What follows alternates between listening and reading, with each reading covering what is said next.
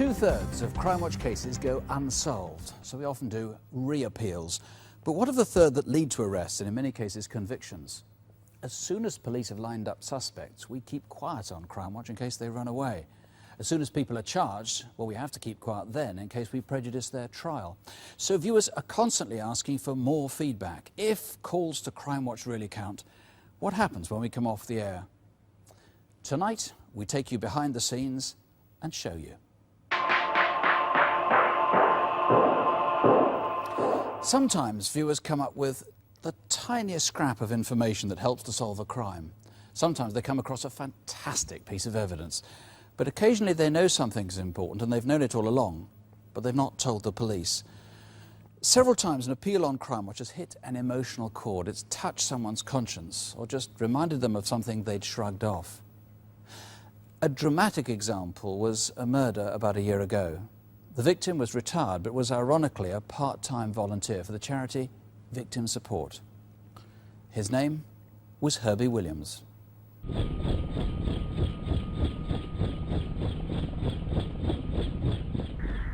It's a male, 40s, stabbed upper left side of the chest, unconscious. The crew on scene have a line-in. How long has he been down? 14 minutes.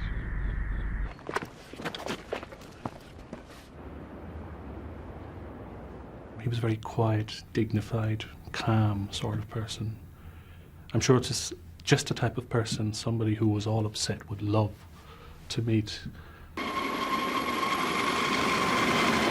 Crew on scene now says heart stopped. Well, we'll have to open his chest then. Get the thoracostomy kit out of the back when we land. So I think he was genuinely just a nice person, one of life's good guys. And he was really interested in helping others. Just picked up a Mr. English. He witnessed the stabbing, then followed the man onto Vauxhall Gardens estate. Just keep calm, sir. Let us know if you see him. Conducting an area search now.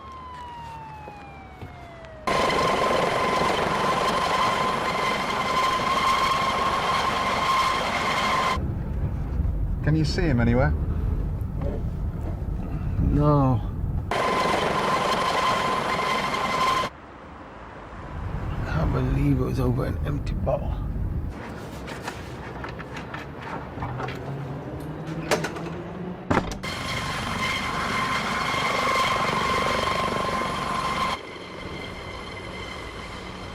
DCI Petra, DI Peck, DC Flood. So what have we got here then? I mean, I've dealt with a number of murders and I've been dealing with major crime, but not a stranger attack. It was a little bit daunting. Is he going to be all right? Well, we're not sure at the moment. Could you tell me what happened? I think he got on 2 stops after me.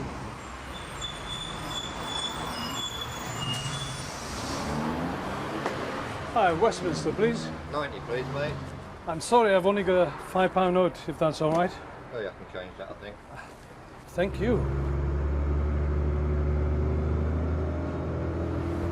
Hello.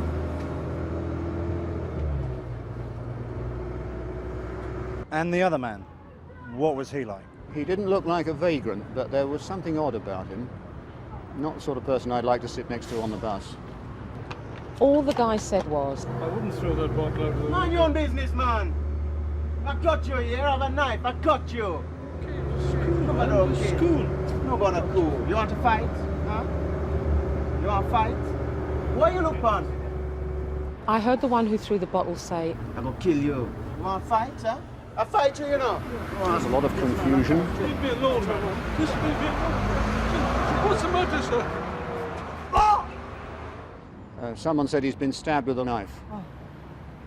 I've never seen something like that in my life. Somebody just stabbing somebody, broad daylight, an unprovoked attack. At that point, I said, no, he's not going to get away with this.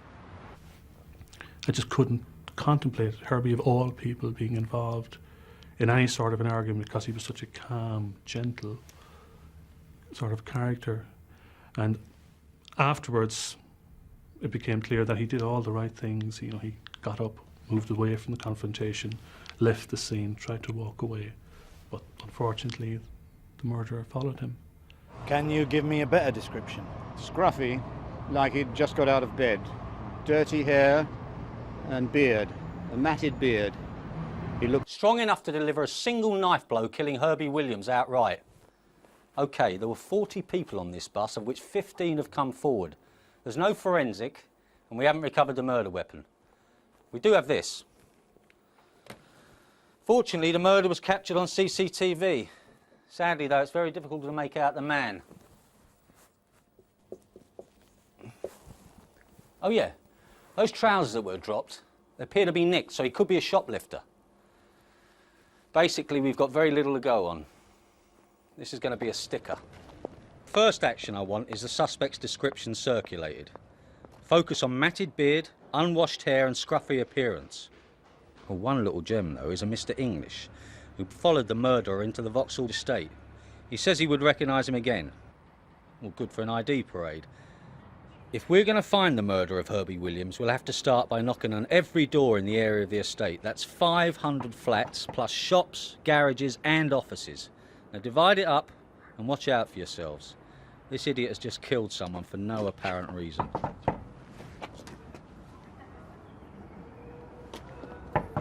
Hello? Police, anyone there? There's someone in there, Floody. Hello? Who it is? What you want? This is the police. Will you open up, please? Just like a quick word. Hello, sir. We're investigating the murder on Vauxhall Bridge. A man was seen running onto the estate. Were you at home on Wednesday? No, I don't know. I wasn't here. OK. How long have you lived here, sir? People were ringing us up, officers were coming across to see us at the incident room. And there were a number of other people that were arrested on description, but it'd be true to say at that time we were severely lacking in evidence.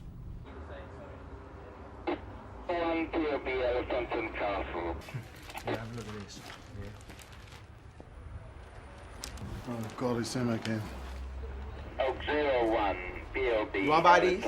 Been nicking again. I kill a man, you know, I kill him. I went to stab him and the knife went up in his heart. What's you on about? You have to do it. The guy said I was out of order because he threw a buckle out the window of the bus. Just go, man. You know. Move, man. Move, man. You know, me have a knife. I mean, what I kill him? Well, me did kill him. People that hadn't come forward to us for whatever reason, I mean, I feel for them. They live on these estates or they've seen things and they're perhaps apprehensive of the police.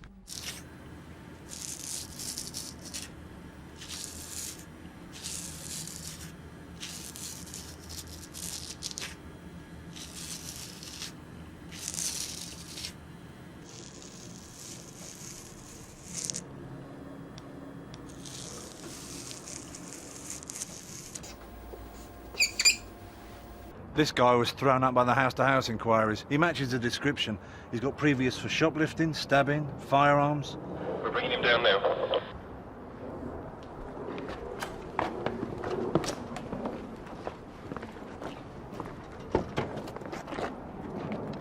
You sure you got the right house, bloody? I won't worry about it, Governor. Mr. Gibbs has had a shave.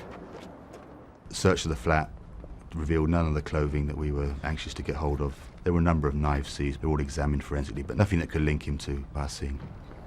As you know, we've had to release Mr. Gibbs this morning. He's changed his appearance, and we're struggling with what we've got at the moment. However, we'll keep working on him, along with the other 150 names we've got in the system. No, I can't think that's probably. Maybe if you're trying to the next few days, that'd be fine. But thanks very much. Yeah, thanks very much. That's one down. That bloke who disappeared on the day of the murder suddenly with all his savings.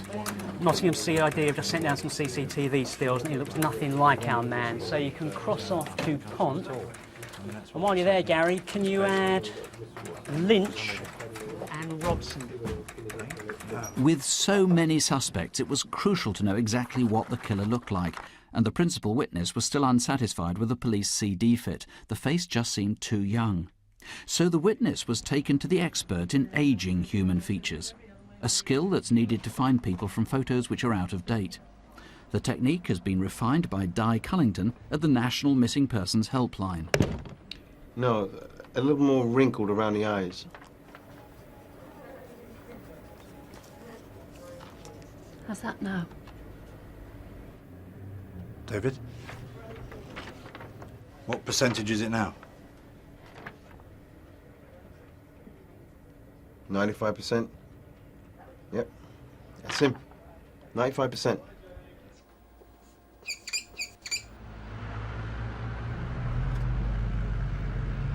You all right, Gov? Whose bloody idea was this? How many people watch this show? About 8 million. It's just along here.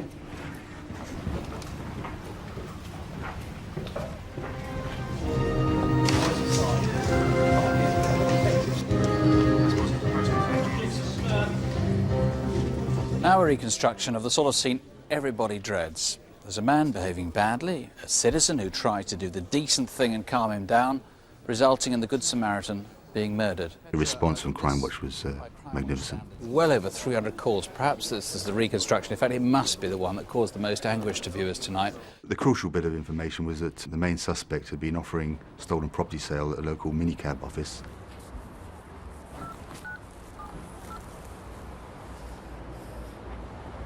Gov? Yeah, it's Floody. You won't believe this. The bloke they say confessed to the murder was also trying to flog them stolen gear. And they know who it is. It's Gibbs. Here we go, Gary. Mr. English, I want to make it clear to you that the person you saw may or may not be here. If you cannot make a positive identification, you should say so. But if you can, then please indicate the person by calling out his number.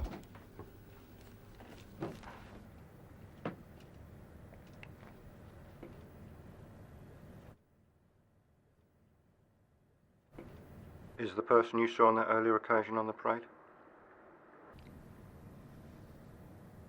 No. Don't hold your breath, Governor. He's not picked him out.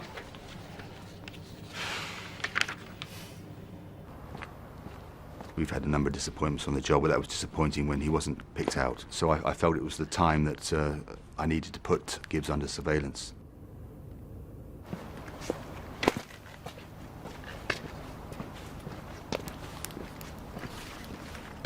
You turn left down an alley.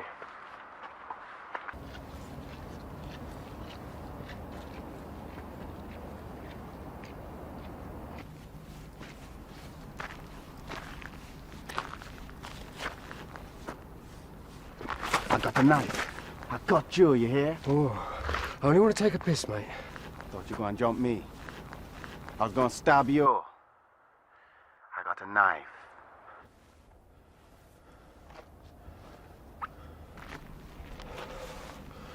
Did you get all that?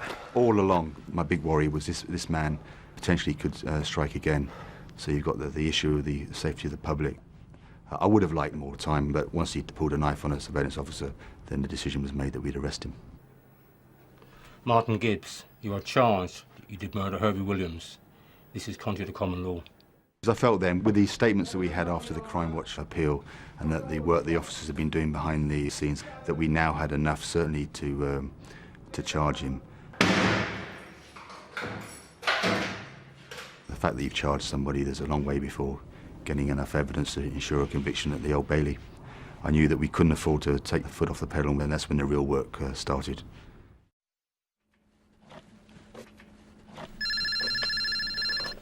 Hello, incident room. Yes, Alan. Sorry, can you say that again, please? No, that's great. That makes things a lot simpler. Thank you very much. Bye-bye. Yes! Gibbs has only changed his defence. He admits to stabbing Herby, but says it was all an accident. Well, that's great news. But we've still got a trial to get through. Gibbs was jailed for life today. He dramatically changed his appearance to try and avoid getting caught. But the police were... It is satisfying. The prime point is this man is behind bars and is off the streets of London. It's a shame, that he's gone, because he could have done an awful lot more good for victims of crime, and certainly a lot of people he did help are the better for having met him. For the senseless murder of Herby Williams, Martin Gibbs will stay in prison for a minimum of 9 years. Sadly, his behaviour is so unpredictable that he may pose a danger to the public long after that.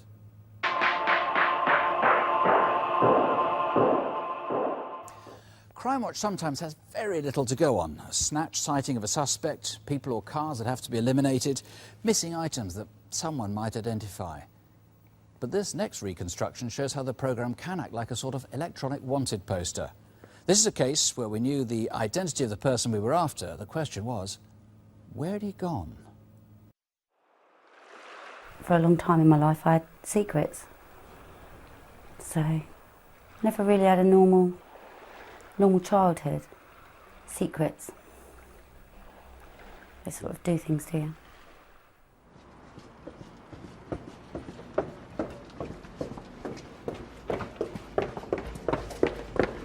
Do you want a piggyback? Get up on. No, Peter, I don't want one. Get up. Get on. No, I don't want a piggyback. Come here.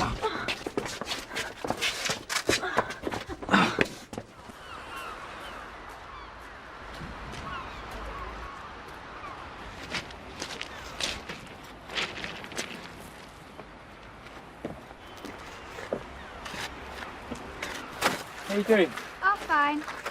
It's like fun. Yeah, it is. Hey, look. Hiya, Peter. You all right? Same as ever. You okay?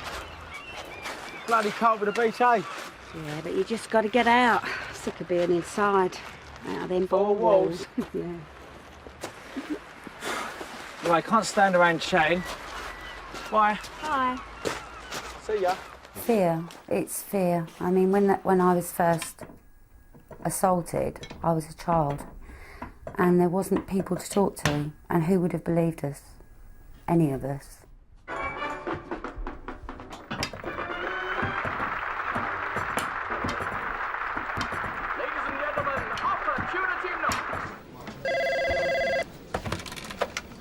Child protection.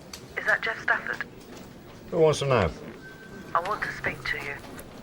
What about? Peter Jones. What are the chances of a conviction? Oh, it depends on what you tell me.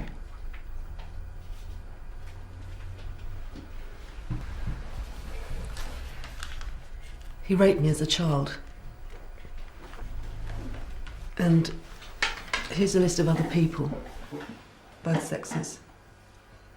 I have spoken to them. You can go around and see them. What will they tell me? Same thing. Why now? Because I think he might still be doing it. The believing of victims is very, very important. They've been told by the perpetrator it's their secret. So they want somebody on the other side to realise that what they're saying is true. She appeared to be troubled. She appeared to be very brave to want to tell a total stranger what had taken place in her life. The heart took over and got involved. Hello, you must be Jeff Stafford. I am. And we had corroboration from other victims, about other victims, because one occasion when Alison was abused, another victim was there. He had caused a lot of pain, a lot of trauma to these victims. We were going down the right road towards a conviction, I thought at that time. And what is your understanding as to why you're here? Biggest load of crap. So these people on this list, they're saying all these things and they're trying to ruin your life. Is that what you're saying? Yeah. Or on the other hand, they could be true. He was everything that people had described. Dirty, scruffy, somebody that could be very frightening towards kids, very frightening indeed. He had paedophile tapes right across his forehead, really. You could see it as soon as he walked in the room. It was decided to charge Jones with a number of offences, and because he had a job, an address. Custody sergeant decided to bail him.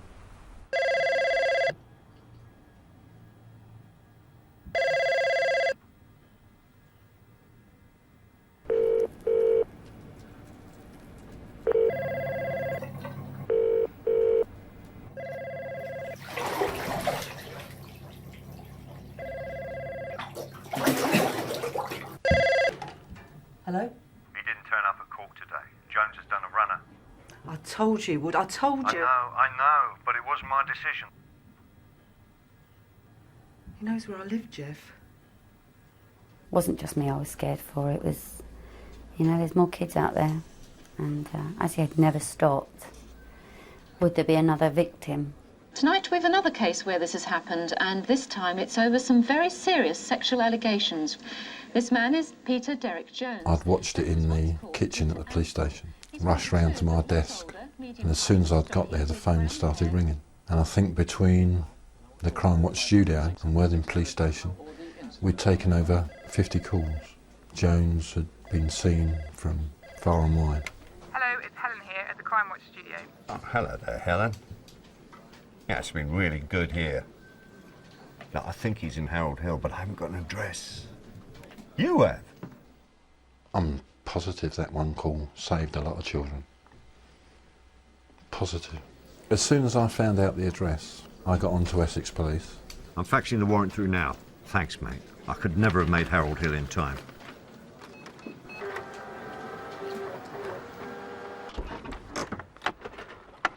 Right, let's do it.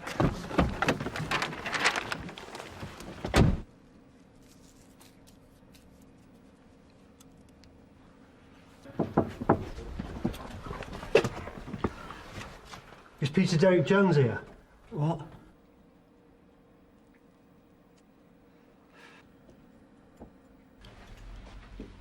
Hey! Hey!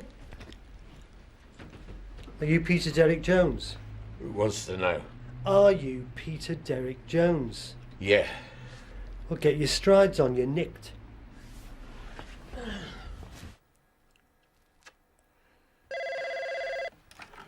Hello? I don't know, I suppose I had faith. Somebody out there would have known where he was. And it was just... That's great. Well, when Jeff phoned me to say they'd got him, I couldn't believe it. I cried like a baby. Not ashamed to admit that, I did. I sobbed like a baby. Yeah, I thought we'd lost him. At the trial, they were very, very strong. The verdict was a very big bonus. Not for me, for them.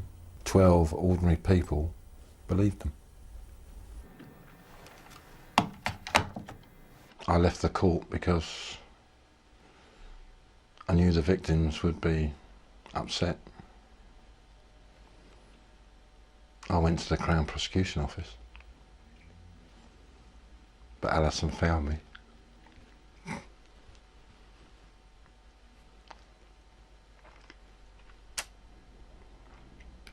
Gave us a hug, gave us a kiss, said thanks very much. And we both had a sob. It's all been stored away in a little box for many years, but the box is open and the lid doesn't quite fit yet, but it will. It will.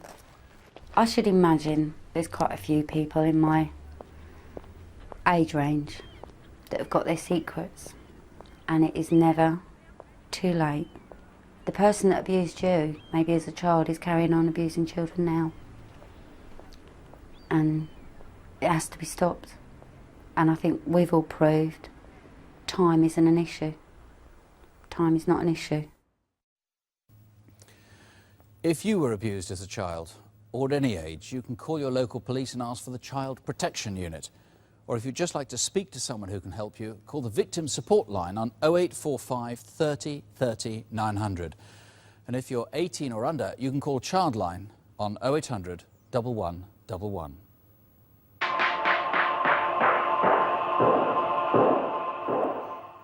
In November 2 years ago, a woman fell and suffered a brain hemorrhage while at work at her shop in Plymouth. Her son rushed home from New York and the States to see her, and then he went to the shop to tidy up. Out of curiosity, he wound back and looked at the tape from the security camera, and to his horror, he found that his mother hadn't simply fallen. Someone had attacked her.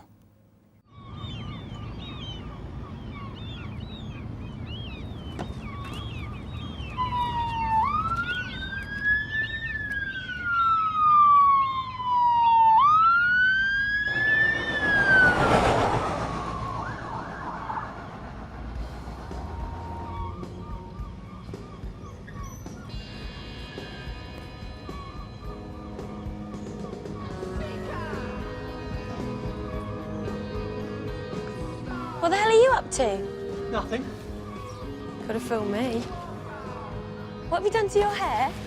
Just comb it back, that's all. It's no big deal. You go inside. I'll be up in a minute.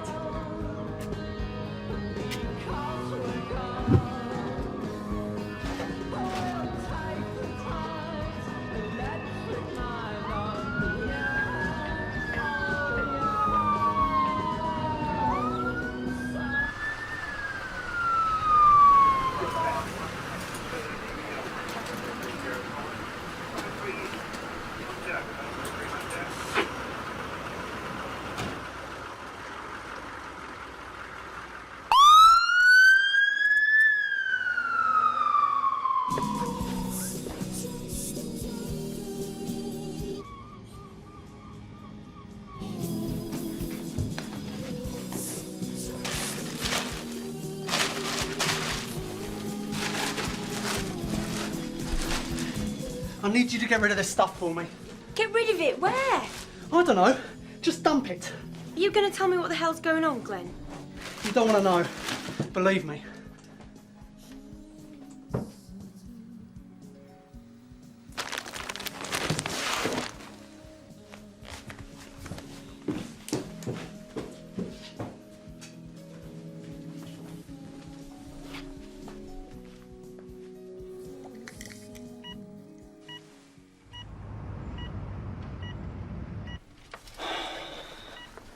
Don't quite know how to tell you this, Mum, but you remember the video in the shop?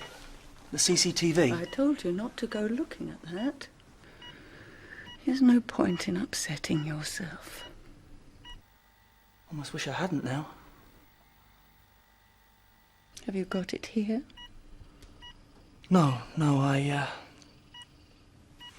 gave it to the police this morning. Police? Mum, you didn't fall. Well, not by accident anyway.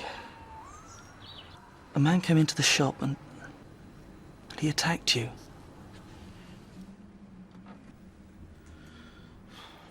Cleaned this out then. Yeah, still left a lot of stuff there. This is worth a bob or two. Makes you wonder what he was after in the first place. Well, he probably panicked.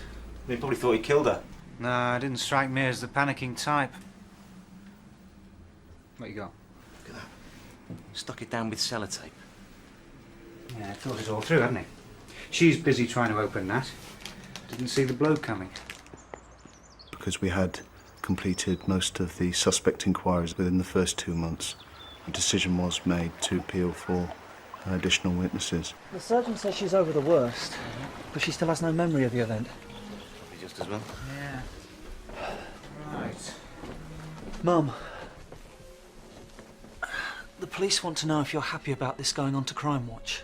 I'm afraid we've drawn a bit of a blank so far, Mrs. Kiley. Your attacker left no fingerprints, and none of the jewellery has turned up in any of the local shops. You see, local publicity gave us a few leads, but to be honest with you, none of them even look like your attacker. So I think we need to start looking further afield.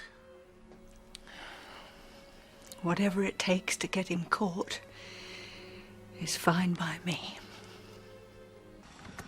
Yeah, the first sign of a breakthrough will let you know, OK? Right. I think we had 13 calls come in as a result of the Crimewatch programme. I felt confident that as soon as I saw the offender that I would recognise him, and that was the case when we did knock on the door of Evan's address in Stoke-on-Trent. Yes. Are you going to be in there all morning or what? Oh, who the hell's that?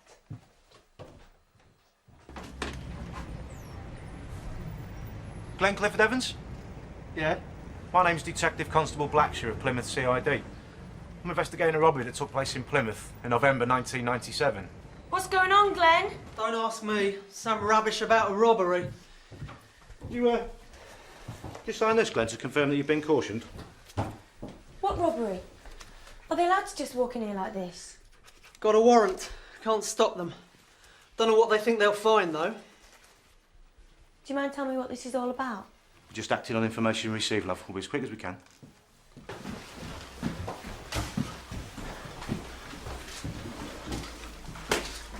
Tim, yeah? Staked my life on it. Just got him to sign my pocketbook. And guess which hand he used? Left. Yeah. What are we waiting for? Glenn, we have been working on this job since it happened. We've seen the video umpteen times. And I have to tell you that when we saw you first thing this morning, there was absolutely no doubt in our minds. No. You sign on at Buckworth Street. You were in the vicinity at the relevant times. You're left-handed. I found the similarity there, the build. Everything is uncannily similar to you. It might be similar, but that's all it is. Glenn, somebody that saw the video on Crimewatch rang in and said it was you. Well, they were wrong. That I can guarantee you now. Anyway, I've never had my hair back like in that video. Never in my life have I had it like that. Well, let's just take a look then, shall we? It's not pretty, is it, Glenn? I can see that. I can see why you're pushing it so hard. That was bad, that. There's somebody else out there who looks a hell of a lot like me, that's all. Would you let us film you in the shop so we can compare it to the original CCTV? Yeah. Anything to prove you've got the wrong man. Nothing working now, Derek. Hang on. Yeah. Okay.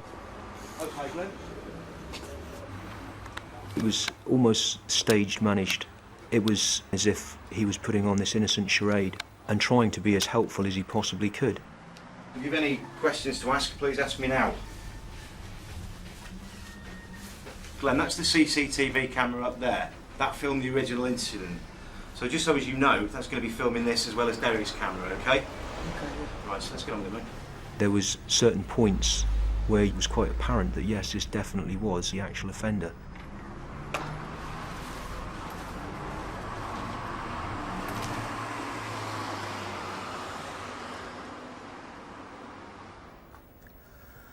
Okay, Glenn, do you still maintain that prior to today, you have never been in that shop? Prior to you taking me there, I haven't been, no. Well, I have to tell you that now I've had the chance to compare the two videos, I'm more convinced now than I was before that it was you that committed the robbery. I did that video to prove it wasn't me. You had to release him. It was both disappointing and challenging insofar as we knew it was him, now we had to prove it. I felt that his girlfriend was certainly somebody that should be spoken to, and that if we spent more time with her and she actually realised what he had in actual fact done, then she would have come across with more information. You still maintain that's not Glenn, Susan? That could have been me, that. What do you mean it could have been you? Was he hit you as well? No. But he's got a nasty side to him, Glenn.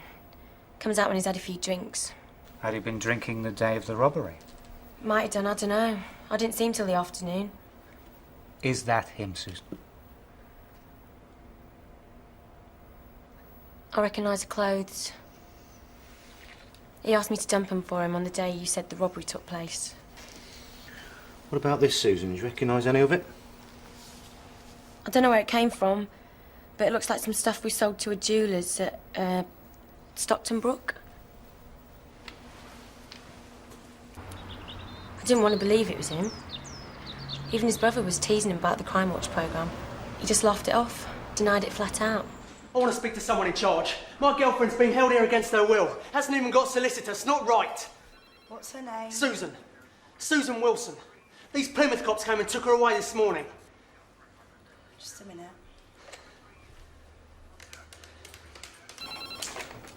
Yeah? Really? Okay, keep him there. I'll be right down. Right, Glenn. I want to see Susan. You've no right keeping her here so long. She's making a statement of her own free will on matters relating to the robbery. No one's forcing her to say anything. I want her to have a solicitor. She doesn't need one. She's not under arrest. She can go whenever she wants. I want to see her. Yeah? Hello, mate. Listen, you're not going to believe this. The jeweller checks out. She's still got half the stuff she bought off him. Do you want me to go and get Evans? Well, there's no need to, mate. He's here. Can I see her? Can I see Susan? Glenn, since your release from custody, fresh evidence has come to light relating to your involvement in the robbery, and therefore arresting you for that robbery at Jones Antique. Glenn Clifford Evans pleaded guilty and was sentenced to 10 years. Joan Kiley, whom he hit so savagely, still suffers from her injuries. She's had to abandon her shop and, among her other disabilities, has lost all sense of taste and smell.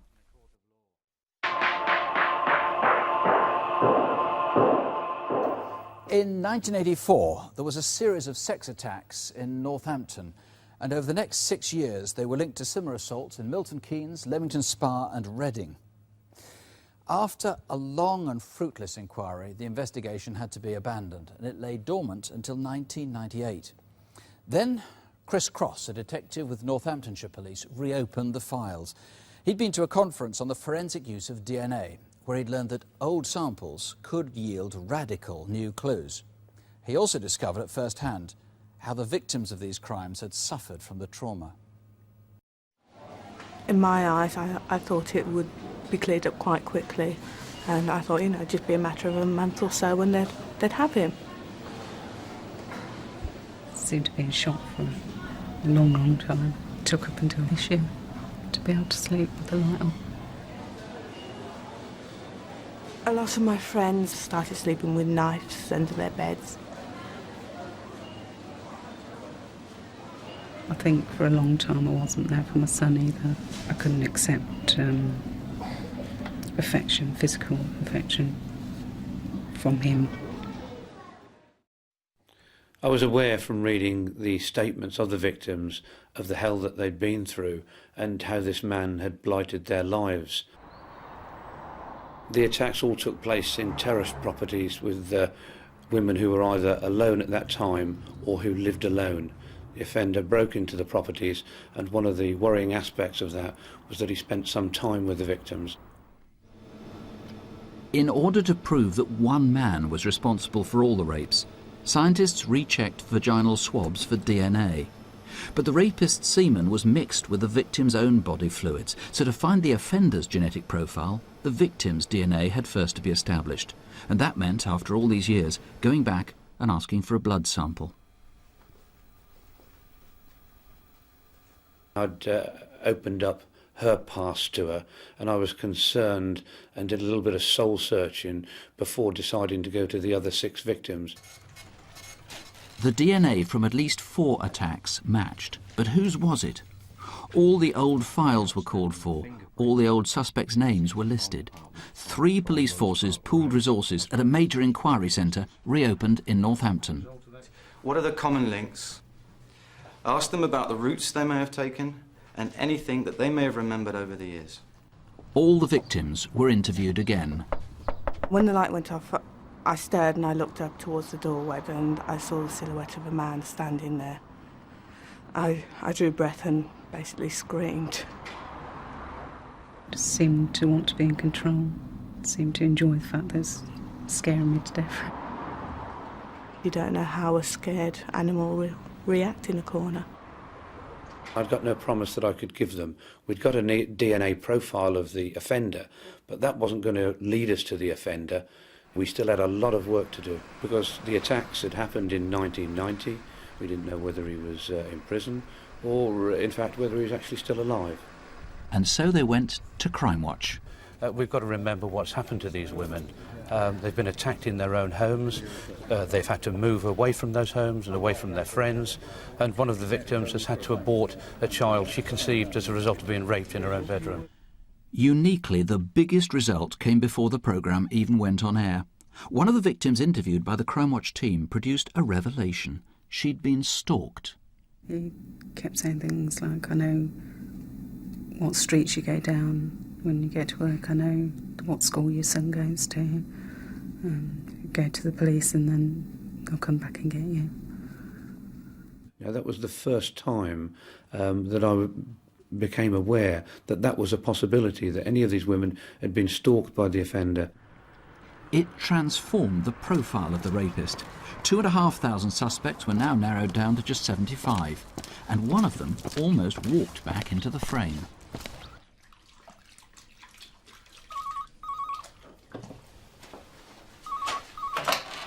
Was escort agency? Yes, I'd like to arrange an escort for tomorrow evening. Yeah, I think I can arrange that. Where would you like to meet? Your voice sounds familiar. Have we met before? Quite possibly. In fact, the two had met before, and the escort remembered the occasion. The punter's check had bounced. He wasn't going to get away with it again.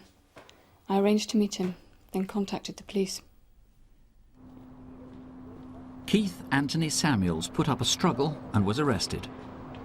It quickly emerged he was 8th on the narrowed-down list of suspects for the rapes, so he was tested for DNA.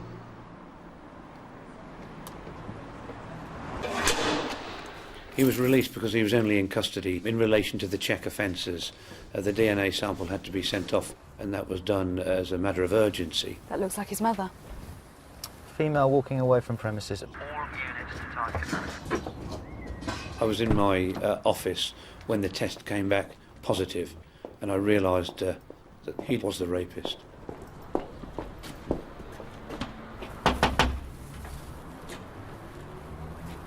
All right, Keith. I have to inform you that I know what you're here for. I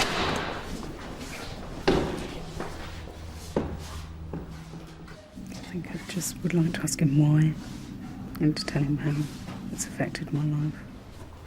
Keith Samuels confessed to over 90 offences and was given 9 life sentences, with a recommendation he serve a minimum of 12 years. I will not allow him to ruin my life. Life goes on, and so will I.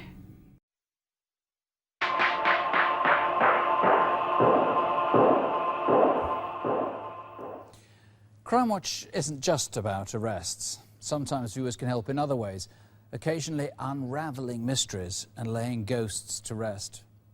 That was the case last summer with an inquiry that began with a private tragedy on the banks of Loch Lomond.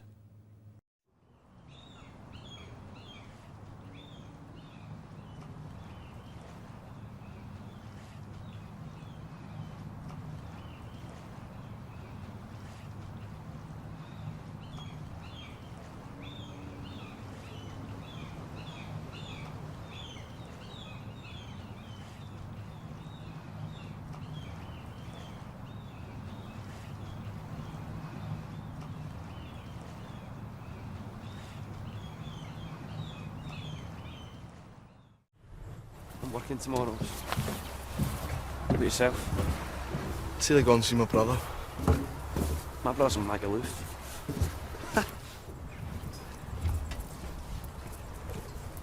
It was just a wee guy thing at first, it was just a crush. But this came right with me all the way since like to here. He's alright. Are you alright, mate?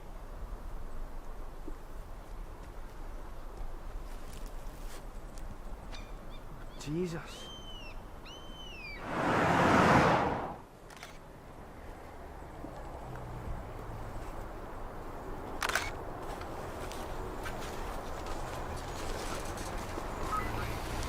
Whoever he was, I made sure we'd not find out. Why? Nothing on him. Not a thing.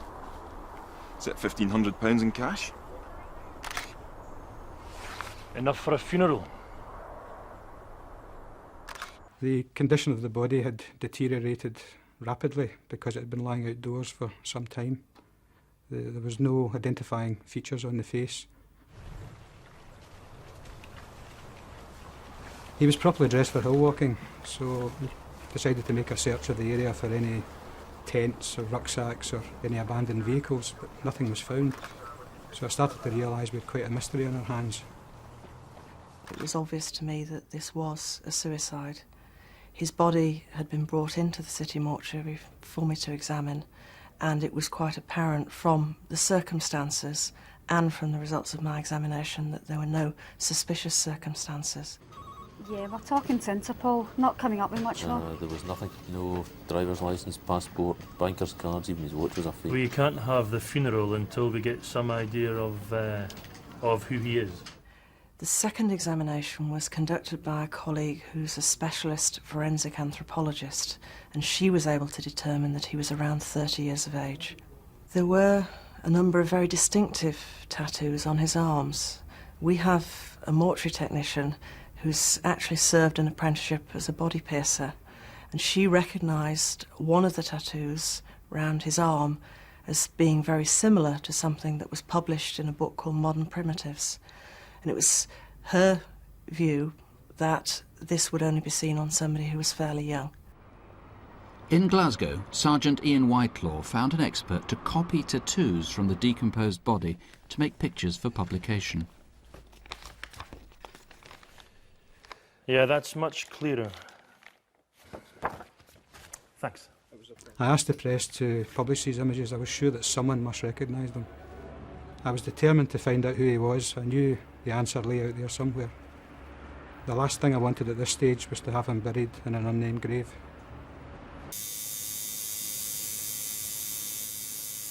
Nothing turned up, so I decided to take them to some local tattoo artists. If anyone had done a tattoo like this in Glasgow, I'd know. I'm sorry I can't be of help. No bother. Cheers anyway. Okay, cheers. The next stop was a couple world-renowned for facial reconstructions, Professor Peter Vanesses and his wife Maria. The whole process of facial reconstruction is when you've got no other means of identification, and it's to get some sort of interest and for people to think it could be so-and-so. I scanned the skull into my computer, so I effectively have a 3D model, and I had the help of the anthropologist in the university to tell me the age, the race, the sex, the build, so I could then decide on which facial template to use. We'll put on some landmarks on the face that I've chosen that matches anthropologically. And once all the landmarks have been located, then the face that acts as a facial template will then try and stretch over the skull, so you will end up with the facial form that matches the skull. And in this particular case, we had some information. We knew about the length of the hair. Last December, Ian Whitelaw brought his appeal to Crimewatch, and that night over 100 calls came in. One of them was from a woman in Northumberland whose boyfriend had left home 2 months before the body was discovered. What clinched it for her were the tattoos. He was a 31-year-old, Vincent Smith.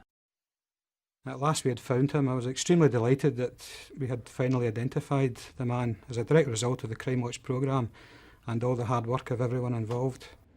I have strange feelings. I feel that I know him very well now.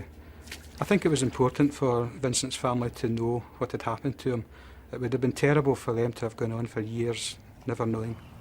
My file, which was marked the tattooed hill worker, could finally be closed with a proper name. Vincent's life had seemed to be going well, and his family still can't understand why he chose to end his life on the shores of Loch Lomond.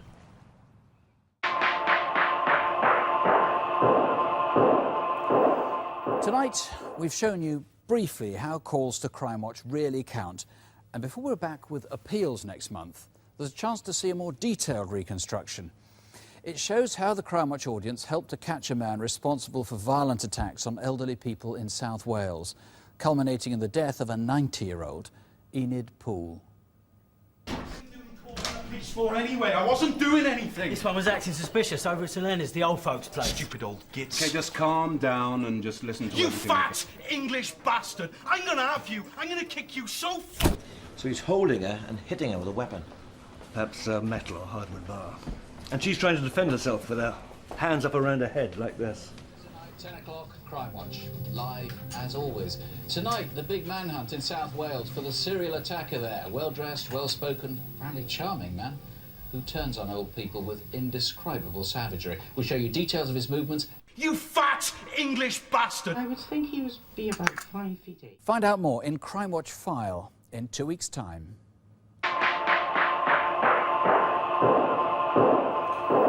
Calls to Crimewatch count, and we'll be back next month with new appeals.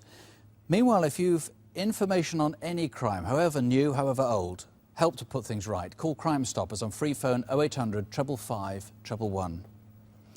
If you've been personally badly affected by a crime and would like to speak to somebody, call Victim Support. There'll be people there till about 2 a.m. on 0845 30 30 900. The successes we've shown tonight on Calls to Crimewatch are repeated every month, so join us on September the 14th. And don't have nightmares, do sleep well. Good night.